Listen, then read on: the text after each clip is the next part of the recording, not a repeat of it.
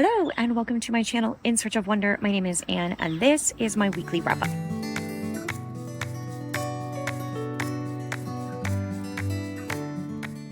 Hello, so this is the room that we have been working in the past week. So much work has gone into it. It used to have a textured ceiling, so we scraped all that off and then we speckled and sanded and primed it and painted it. And we also painted all of the trim and the closet doors. They were a nasty off-white that had turned yellow over time. And the rest of the house was trimmed in pure white, except for this bedroom and the bedroom next to it. So we painted all that trim white, and it looked just, that immediately was such a wonderful facelift.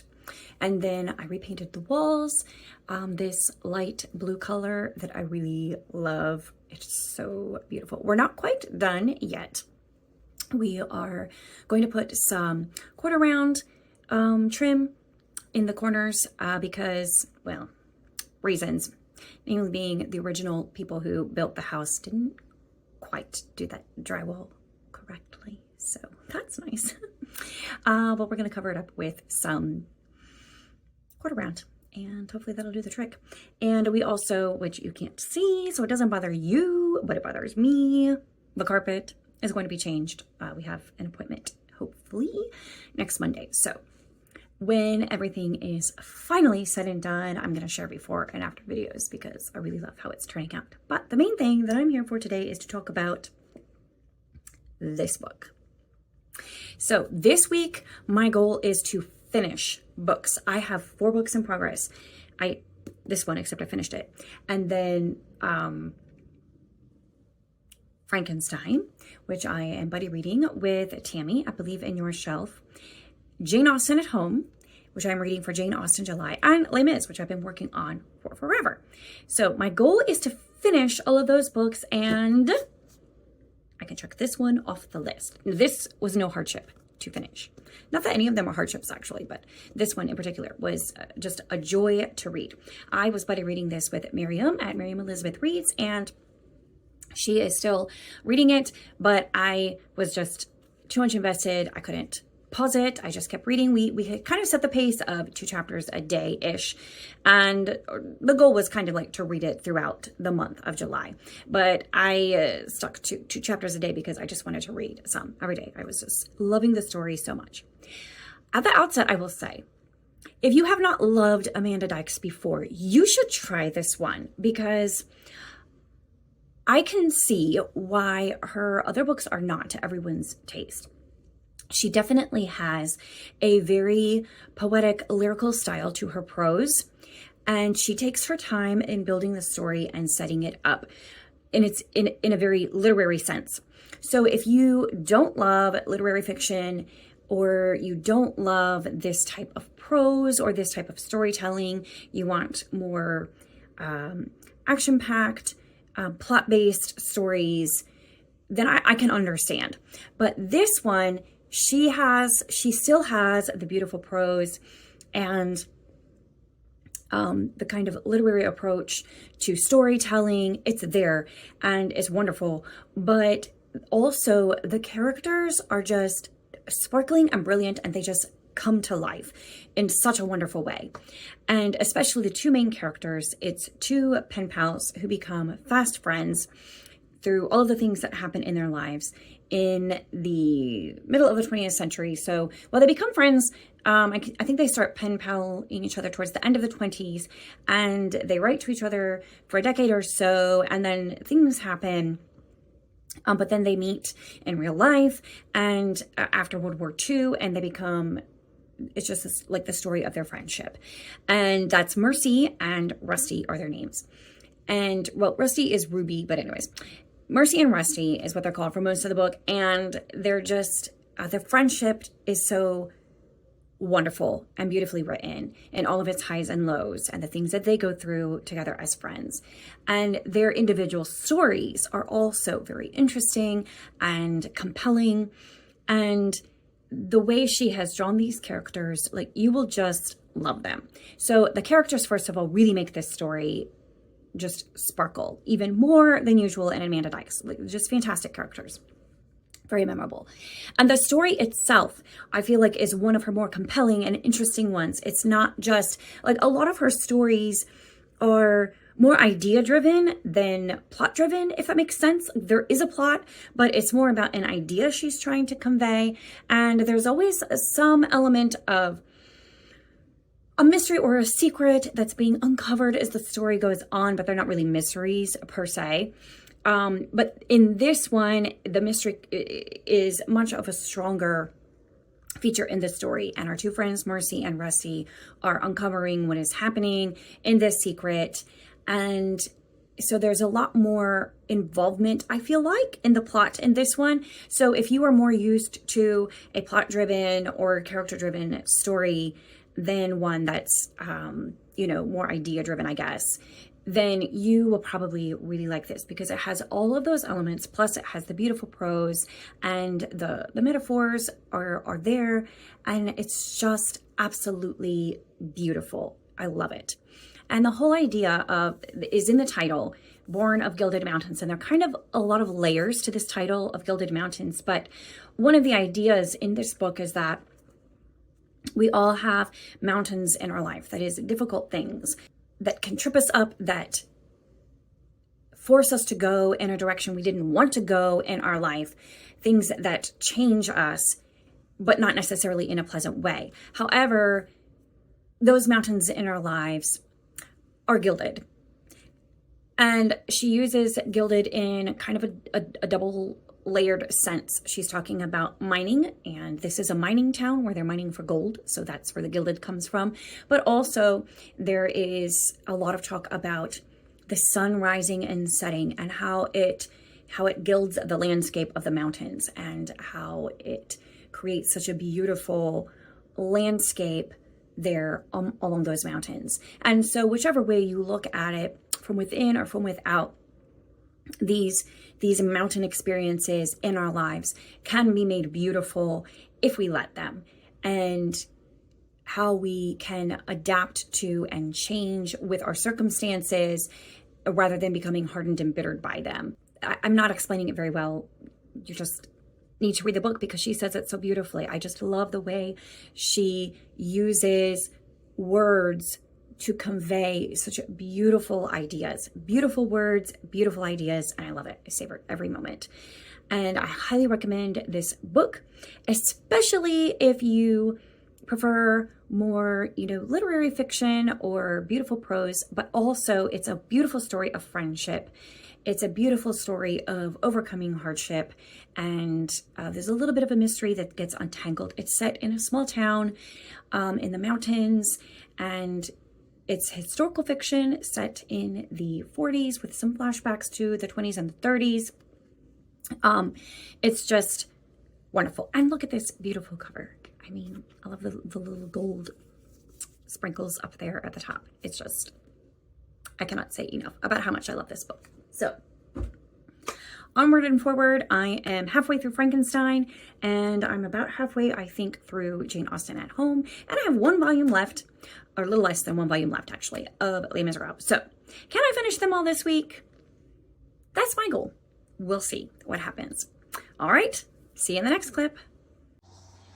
Hello, it is Thursday afternoon, and I finished Frankenstein. This is the week of finishing books. This is the second one my goal was to finish, and I finished it. Finished it the other night, but it was too late then for me to record my thoughts about it or even really to think about it. And then yesterday we were gone all day, so this is my first opportunity to share my thoughts on it, which is probably good because it's had time to settle a little bit. Although I feel like I'm still a little bit unsettled. I'm not sure I'll quite ever be fully settled on all my thoughts about this book. So let's see. What should I say about Frankenstein? First of all, I believe I gave it 4 stars. In terms of the story itself and the concept and what Mary Shelley was doing here, honestly, it's probably worth a solid 5 stars because not many authors have attempted what she did, and not many authors tackle this as a theme successfully, I guess. that, we know of that have made their way into the general lexicon of literature and classic novels. And she did it when she was a teenager. So on all of those counts, I really think 5 stars, definitely. For my own personal enjoyment, I settled more on 4 stars. And I'll get to that in a second. Let's talk more about, right now, the positive. Let's lead with the positive and what I did enjoy and what I admired about it. First of all, I am so glad that I read Paradise Lost just before I read this one, because I didn't know this until like a month or 2 ago. I did not know, but she was heavily drawing from Paradise Lost in her themes and her idea for this book. She is not mimicking Paradise Lost. This is not a Paradise Lost retelling, but she's definitely pulling from some main ideas that are in Paradise Lost, and they're from the Bible. Some larger themes at work here for sure. And I know this because she is constantly referencing Paradise Lost in this book in subtle and overt ways. And Frankenstein's monster, actually, it's one of the few books that he has access to read when he's learning how to read. So he reads Paradise Lost. And there are definitely some parallels there. So I was glad that I had read Paradise Lost before I read this one and was able to make those connections. It was obvious. Nobody had to point it out to me. Like, the parallels were very obvious. Also, it is one of those very layered and complex stories where I guess it can be both a mark of the genius of this story, or it could be a detraction from this story because it leaves the reader, well, not the reader, but it leaves the conclusions and the themes can be somewhat nebulous depending on what perspective you're coming from and how you're looking at it. It's not as clearly defined as some classic novels are, as far as what you should think about it and what the author was trying to do here. So I guess that could be good or bad. We'll go with good. We'll say that it's complex and it has a lot of layers, and that's a good thing, and that you can look at it in a multitude of different ways and probably still be accurate. My son and I actually disagreed a little bit, and probably a lot of people would disagree with me, but I really feel like this is what she was doing, knowing that she was drawing from Paradise Lost. You would make the assumption, because this is a parallel story of a creation and a fall, right? You would make the assumption that she's drawing parallels between God and his creation of mankind with this story. And I see that too. But I think she's actually drawing a comparison between God and his creation of Satan. Not the least because she frequently calls the monster a demon, and she uses other Satan-like words to describe the monster that is created. And just like Adam and Eve, Satan had a fall as well. He was originally called Lucifer, the angel of light, and he was a glorious angel. And then in Paradise Lost, it's just as much about Satan's fall as it is about Adam and Eve's. Adam and Eve's fall is a result of Satan's fall, and it was the impetus for that. So the other parallel that I see, not to Paradise Lost, but to what we know of Satan, that at the end of the story, the monster, his death ends in fire, which is the predicted end of Satan based on Revelations. The difference is, in this story, it's self-inflicted. And so it's not a direct parallel, but that similarity is there. To me, it seems obvious. I don't feel like, honestly, there's a lot of room for discussion there. I feel like the words that she was using and the parallels and the phrasing, like the monster says things that Satan says in Paradise Lost. So to me, it's pretty clear cut. But I think many people assume a correlation between God and the creation of man and man's fall. So You can take my thoughts for what you will. I'm no expert. I'm just reading the story and seeing what I see and saying what I see. So that's what I saw in this story, and I thought it was very interesting.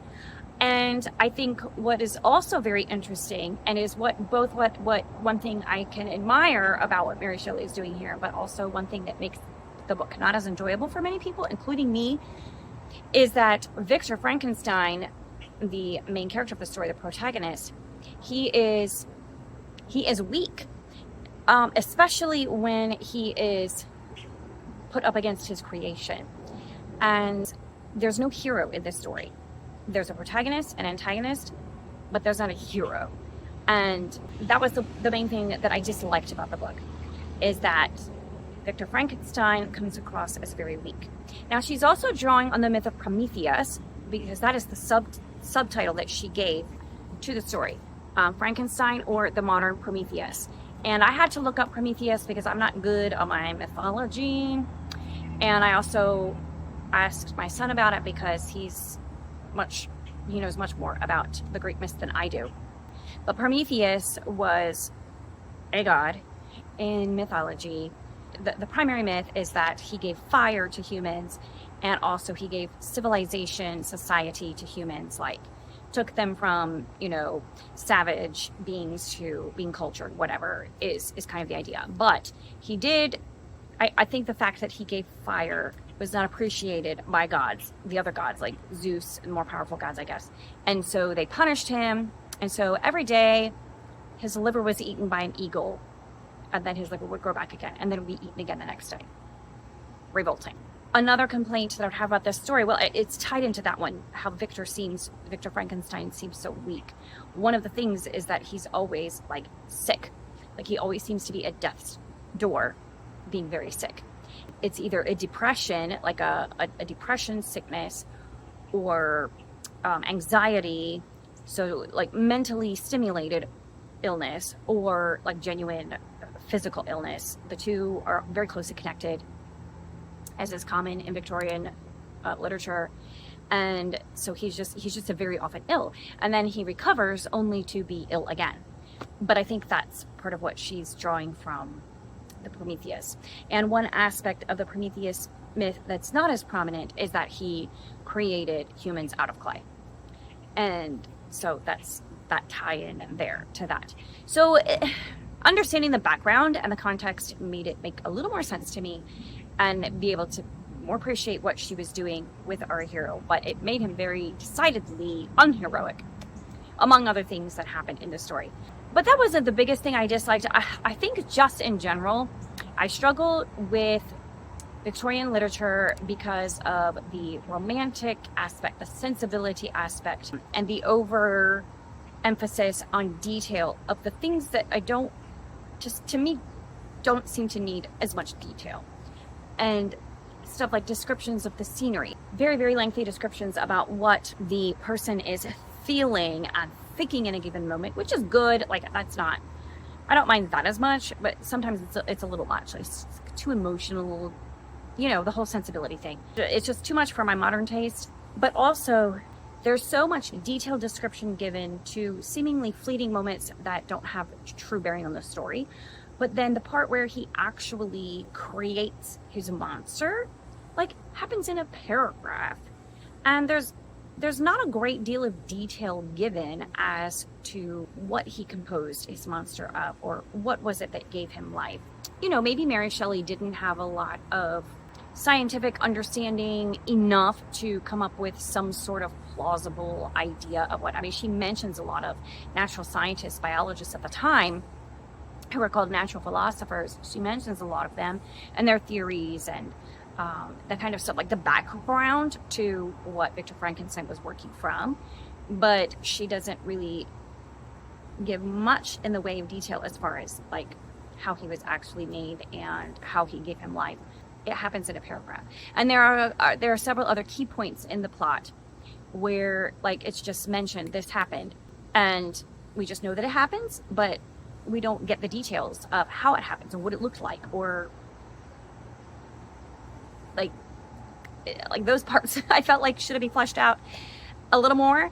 And then the details of him floating down the stream or floating down the lake or floating down the river in a boat, which he does a lot, which was kind of cool. That was definitely a thematic thing kind of flowing through the story. See what I did there? Not intentionally.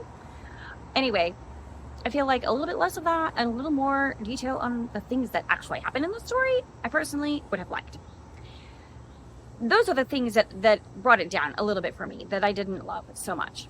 One other thing that I did really enjoy, as someone who loves to travel, there's so much traveling happening in this story, so much exploration, not just the obvious scientific exploration aspect of the story, but there's always a sense of like pushing boundaries, which is really cool about the story. I also love the travel part. I mean, our characters are they're climbing the Alps, they're climbing glaciers that I believe don't exist anymore. They're having picnics on glaciers.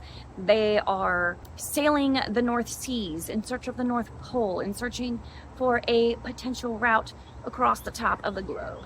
They are going to, there are characters from Turkey, and there are Arabian characters. There's characters from everywhere. There's talk of going to South America and all of this kind of stuff. So much travel and exploration, which is obviously a product of its age and its time, but it's really cool to read about, and I really enjoy that aspect of it. So all in all, I gave it 4 stars, but listen to me talking about it for 10 minutes and having so much to talk about it. So definitely a worthwhile read. I was buddy reading it with Tammy from Believe in Your Shelf, and I feel bad because we had scheduled to read it right over the week where I was planning to renovate our bedrooms, and I didn't realize how time consuming and physically exhausting that would be. And I literally was working in our bedroom from morning till night, and I was lucky if I read like a chapter in anything those days. I got almost no reading done that week. So she finished it before I did, understandably, so I was a little bit behind with that. So I apologize, I was not a great buddy reader, but I am glad that I read it. So I totally didn't even realize that I scheduled this right through when I didn't think the dates overlapped, but I guess they did, especially because I got behind on this one. I was intending to read Sanditon along with the group that was reading for Jane Austen July, and I totally missed that. I still hope to read it, but first I am finishing up Jane Austen at Home by Lucy Worsley. I have about 5 or 6 more chapters left in that. I will finish that today, and so that will be done. And then I'm debating if I should stick to my plan of finishing up the books this week and finish Les Mis, because I just have 1 volume left, like less than 200 pages, and I can do that. Or there are a couple of things I wanted to do for the month of July that I haven't done yet. I'm a little bit torn. So I don't know if I will, we'll see what I do. And I guess you'll find out before this video ends. But finishing up Lucy Worsley. Aside from that, I want to mention that we went up to Lancaster yesterday with my in-laws. They love to take us to Sight and Sound to see the new shows that are there. And this year it was Daniel.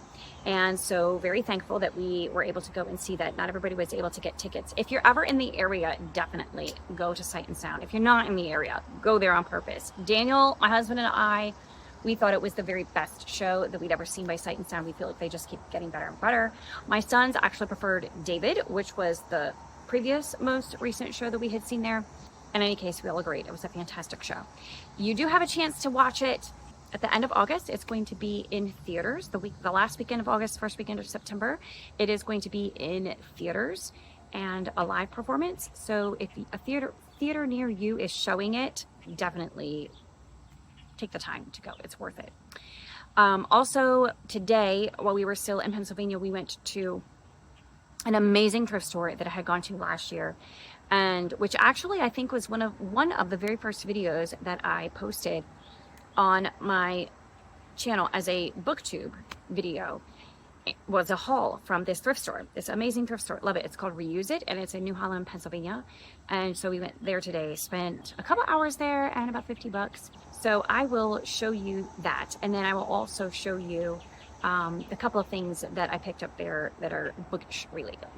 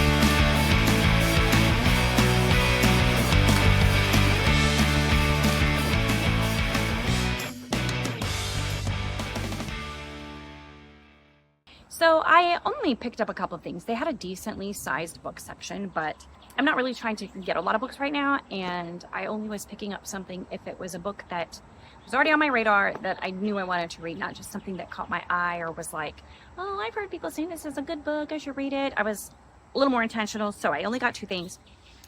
This is The Eyre Affair by Jasper Fforde, which is kind of like an alternate reality, speculative novel. I don't really know, but the story intrigues me. Welcome to a surreal version of Great Britain circa 1985, where time travel is routine, cloning is a reality, literature is taken very, very seriously. England is a virtual police state where an aunt can get lost, an A-U-N-T, aunt, can get lost in a Wordsworth poem, militant Baconians heckle performances of Hamlet, and forging Byronic verse is a punishable offense. All this is business as usual for Thursday next, renowned special operative in literary detection, until someone begins kidnapping characters from works of literature. When Jane Eyre is plucked from the pages of Bronte's novel, Thursday must track down the villain and enter a novel herself to avert a heinous act of literary homicide. And there are, I think, a couple of books in this series about Thursday, or there are a couple books about Thursday. I don't know if it's like a linked series or duology or what, but anyway, this interests me because of the literary connections, and because this is an author I wanted to try. So we'll see. I don't know anything about it other than that. And then in their vintage book section, they have this slim little copy of Milton's minor poems. So after having read Paradise Lost, I thought this would be a great thing to pick up. And all their books were 25% off, and this one was only marked $3 in the first place. The copyright is, well, the original copyright is 1894, but this is a 1911 edition, I believe. So it's got like a little embossed seal on the back there. Anyway, so I like that. I don't know when I will read it, but I like it. So that was our week so far. Hopefully I have 1 or 2 more clips before we get to the weekend, and I'm going to post this up for the world to see. It's already kind of long though, so I need to be short with my next videos. Okay, anyways, see you next time. Hello, it's Friday morning, and I did indeed finish reading Jane Austen at Home by Lucy Worsley yesterday. And so I wanted to give a review, hopefully not too long, because this video is already going to be too long. So I read Jane Austen at Home. I have to say I was very excited to read this. I did not know much about Lucy Worsley, except that everyone has really loved her documentaries that she has done and the videos that she's done about English places and English history and English people of importance in history. And Jane Austen is one of them. And she seemed to come across to me as being very passionate about the subject of history in England and the places in England, and in particular Jane Austen. She was a big fan, and she is a big fan, I believe. But I was a little bit disappointed in this book. Earlier in the summer, I did the tag about biographies and memoirs. I guess maybe it was in the spring, about biographies and memoirs and your preferences for those. And in that tag, I said that one of my preferences would definitely be to have a more factual biography or memoir that's well resourced. And this is not it. There are definitely plenty of facts, and Lucy Worsley definitely referenced many primary sources and secondary sources. She lists them all in the bibliography. I find some of her sourcing occasionally was a little suspect, because she would reference a comment in a letter, but that letter would be completely taken out of the context of the situation she was discussing. She would make it, there was one particular instance where she made it sound like Jane's cousin Eliza was speaking to Jane, but it was actually a letter to someone else. But Lucy Worsley passed it off in the text of the book as if she was actually, Eliza was writing that to Jane. So I didn't, after the first few chapters, I stopped looking at the source material in the back whenever there was a footnote. So I don't know if that was the only time that happened, if it was an isolated incident, but that was enough to kind of make me a little skeptical of what she was saying and the conclusions that she was drawing.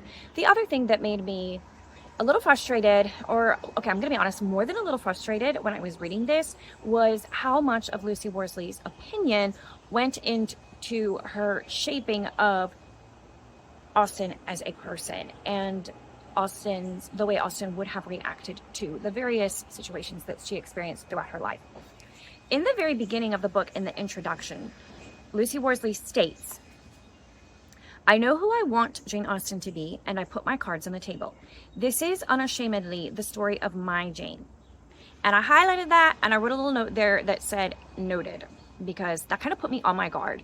And when I read that, and sure enough, she's not wrong. I mean, she warns the reader what she's doing, so you know, she's not trying to pretend otherwise. This is definitely Jane as she imagines her to be, with her interpretation of Jane and the things that Jane herself said and the things that Jane's relatives said about her. This is not as much about the actual Jane. This is Lucy Worsley's interpretation of Jane.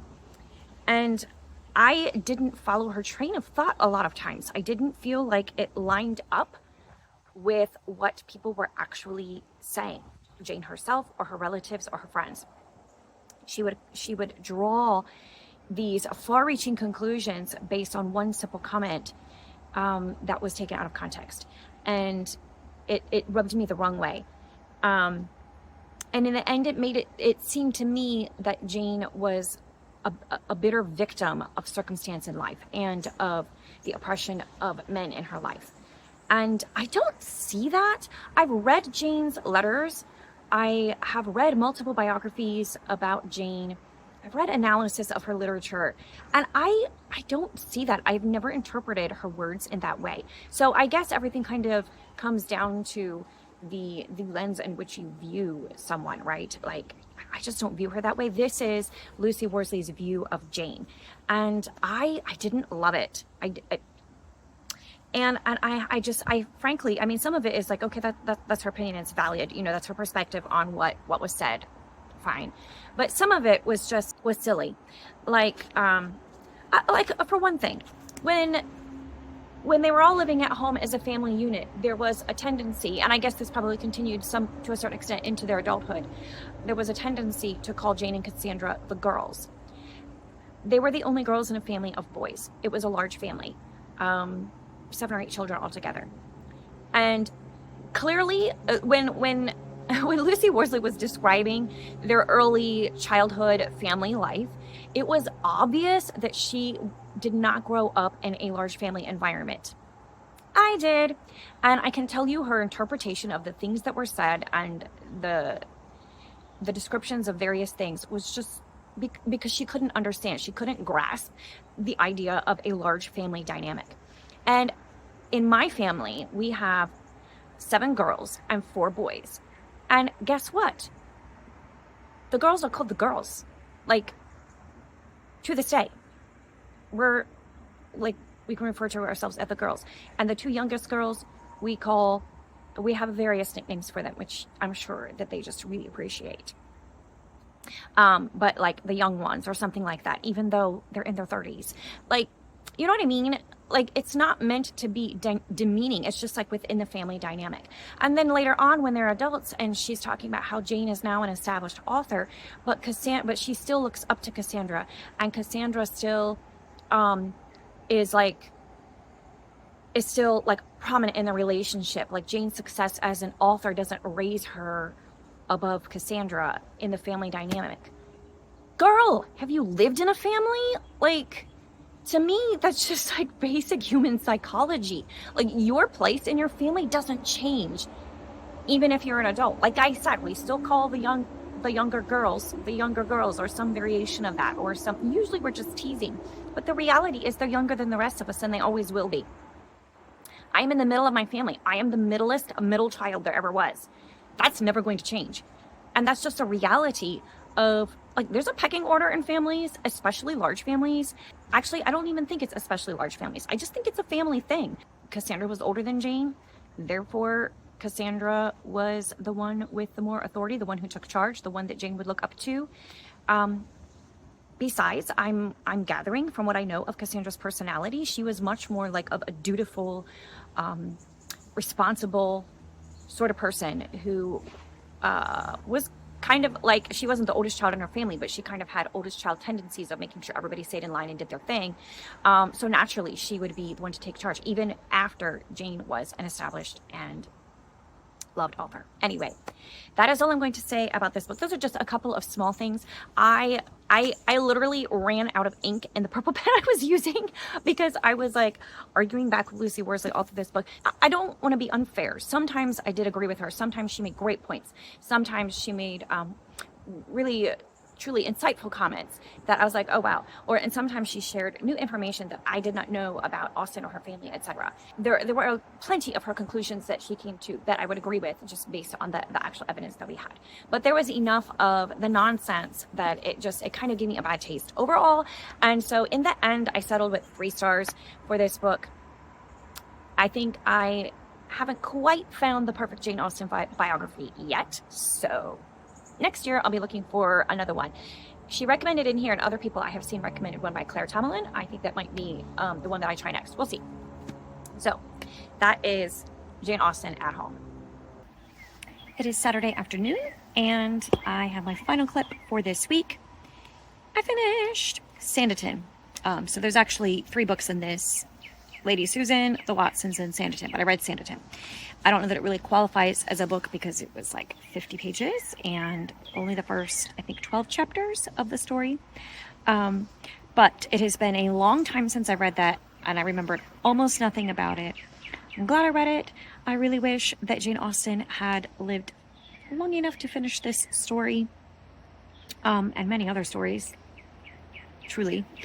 But what she did leave for us was delightful as usual. I actually preferred this fragment to the Watsons. I felt like there was a lot more of Austen's typical wit and irony in it, and there were a lot of characters. She is really building a whole community here and introducing a lot of people, but it was very interesting and I enjoyed it. I have a book called Charlotte, I believe, which is a continuation of this story, so I think that I might pick that up and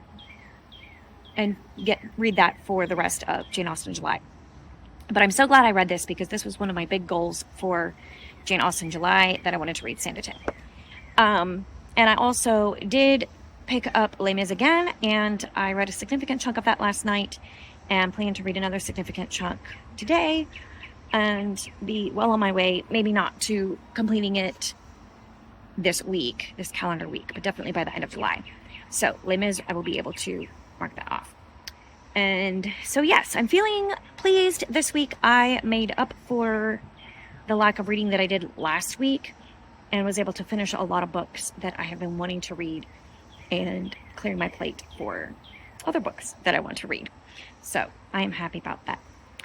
And that brings me to the end of this weekly wrap-up. If you have made it this far, thank you so much for watching, and let me know what you have been reading this week, and if you've read any of these books that I've read, and if you've enjoyed them. And I will see you next time.